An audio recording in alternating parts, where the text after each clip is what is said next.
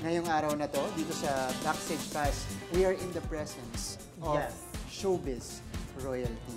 Okay, we have the Legaspi family! Hey,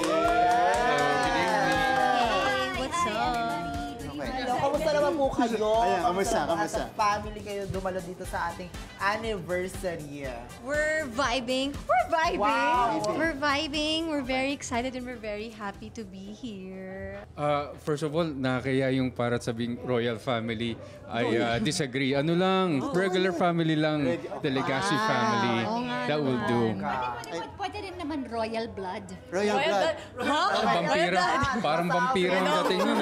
Sa GMA. Di ba tapos na? Tapos na pala yung show na yun. Hindi pala tayo yung starring ko. Well, speaking of show, madam, sa showbiz career ninyo, ano ang pinaka-paborito nyong role na pinurture? Ako very thankful ako. Hindi yung role. Kumbaga, yung GMA nagbigay sa akin ng first directorial project. Wow! Ang GMA talaga. And it wasn't just a project. It was a big project. Pinagkatiwalaan kagad nila ako sa malalaking proyekto. Actually, madami eh. Madami akong favorite. Siguro yung, yung sa Darna. Kasi Sulfura! Sulfura. Ay, excited, Oo, sorry. Kasi sa kontrabida ni Angel Oxis. Oo, sa Sulfura na. Hindi ko siya makakalimutan kasi kulay orange ako, para akong lava. Correct. So naka-contacts ako na red doon na pagkasakit-sakit sa mata. Tapos yung outfit ko, yung parang naka-wetsuit ako, yung scuba, pero wala lang ako sa tubig. So ang init, I mean talagang parusa, pero very memorable sa akin. Yes. Memorable din sa amin yun ni Cassie. Yung role na yan ni Mama kasi nung bata kami. Nung habang sinusuot niya yung costume na yan, natatakot kami ni Cassie. So very memorable. Kasi kulay yun. orange ako. Tsaka lagi kami bumibisita sa set. As a PBB host, syempre, that's truly an honor. Pero siguro yung role na ginagawa ko ngayon. For my role, kasi yung role ko ngayon is challenging but not in a way you would expect it to be. So, very interesting in a way. Ano kaya yun? How would you describe, of course, getting opportunities to work with each other in one show?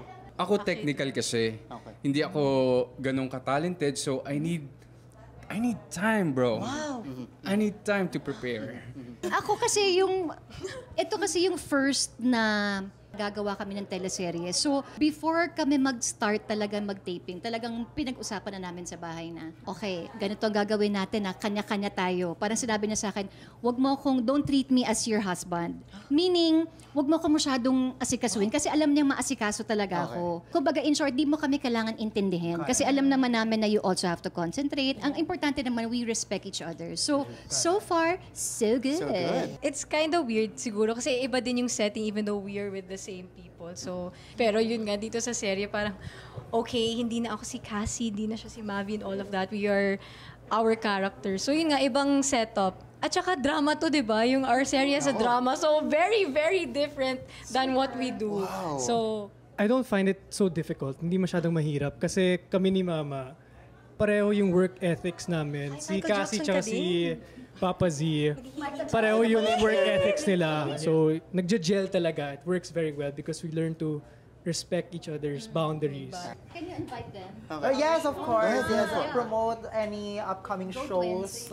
Mga kapuso, abangan niyo po ang Hating Kapatid po. Siyempre, kasama ko po doon si Miss Cassie Legaspi, Mr. Zoran Legaspi, and of course, Miss Carmina Villaruel. And of course, yours truly, Mavi Legaspi. Abangan niyo po yan. Thank you so much, Legaspi family! Thank you. Thank you so much. Salamat.